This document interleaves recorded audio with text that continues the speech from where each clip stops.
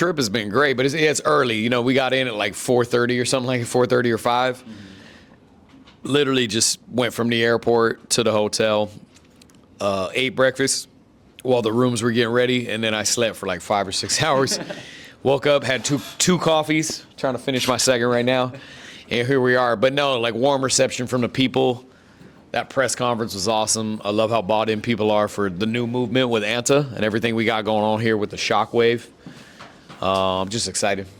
All right, and I know this is your second time coming back to the Philippines, or Sixth. I think it's my fifth or sixth. Yeah. But yeah, in recent years, the last time you were here was 2018, right? Last time was 2018. I first started coming to the Philippines in '04, but last time was 2018. Yeah. How has the basketball culture kind of changed, throughout the years, being exposed to how much Filipinos love basketball? I think the fan base just builds. I think that's all I can say. Not being here for long periods of time, I can just see the expansion of it. You know what I mean? And then every time I come back, it feels like it builds up more. So I just think basketball, though it's always been a core part of Filipino culture, I just feel like it's on the rise. And yeah, I'm excited to see the future. All right, and speaking of Filipino culture, I know it's considering you come to the country many times. Is there still anything on your bucket list that you want to check off that you haven't been able to do yet? Oh, man, good question, man. Well, I'm excited to do it under the ANTA umbrella. That's very new, for my brand.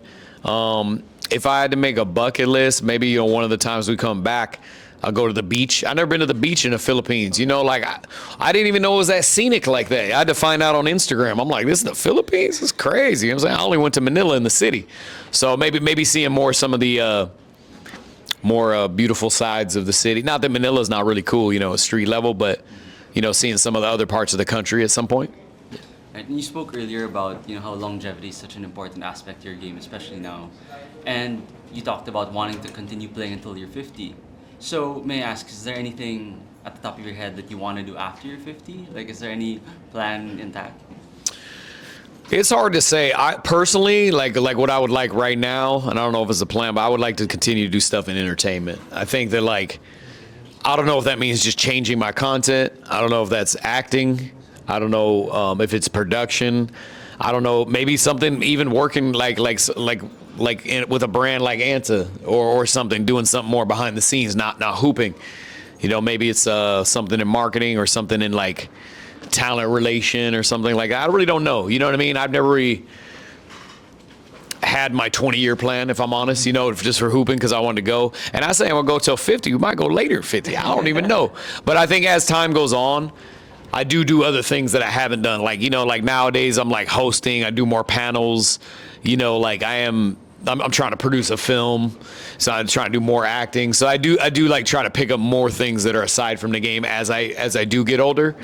But yeah, I don't know. To be honest, I'm just seeing where God guides and just kind of going with the flow. But that's my 10-year, keep hooping. Okay. Mm-hmm. And so going to the shoe, I know that you are a strong believer in the qualities of the shoe and everything that it brings. Super, and I don't have to make that up. A lot of people, no, real talk though. A lot of people, even some of the athletes you can name, household names, they don't even love their shoe. You know what I'm saying? But the company gives it to them, paying them multi-millions. You got to say it's great, and you're like, cool. You know what I'm saying? Now, I get to live in a palace and do this for a living. We don't say the shoe great. I didn't have to make nothing up. For real, I tell every hooper to go try the Shockwave and let me know what you think. I bet you will come back with the same report. All right. And speaking of the Shockwave, where would these rank, I would say, in your all-time favorite shoes to hoop in? Is this number one? It's right at the top. Absolutely. It's right at the top. I think that a lot of the ANTA footwear is really dope. There's the whole Kai series. Some people like the Kai 1 and the Kai 2. I ain't mad at that take either. Kai 2, good a basketball shoe is it? It's right up there. You know what I mean? In terms of all time, it's hard to say. For years I was just hooping the Kobe's. You know what I mean? This is but I think a lot of people say that's the best footwear of all time. I think this would rival any of that. But this is early. Yeah. So you know what I mean? Shockwave been going on. This is number 7. Yeah.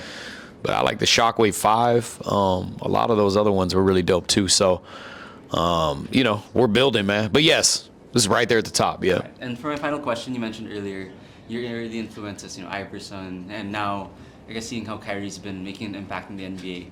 Where would you rank yourself in your prime compared to those three in terms of handles? Where would you say? Yeah. Oh, you saying me? Yeah, you. Well, it's a funny measure because, like, I don't play against NBA level defense. You know what I'm saying? So, like, when people say, like, a lot of people be like, yo, you the best all time. Like, I'll be like, man, I appreciate that. I feel like I wasn't measured against as good a defense. Not that I don't play some high level defenders, but not as much on the regular as them. But I do think, like, the innovation of, like Steph Curry said, I had one of the best handles of all time. Isaiah Thomas, he put me on the all-time list. And my mind was, like, blown, right? There's some legends saying that. But I think that, I try to be on the entertainment tip, like some of the most entertaining and the most innovative as far as like the handle goes. Not that I don't use moves that were around 20 years ago, but I'd also try to come up with a new style and put a new flair on everything. So I would just say I'm more humbled being put on those lists than anything. I don't like, and as far as like, I don't strive like necessarily to be the best. I strive to be the most entertaining, even though I try to play at a high level.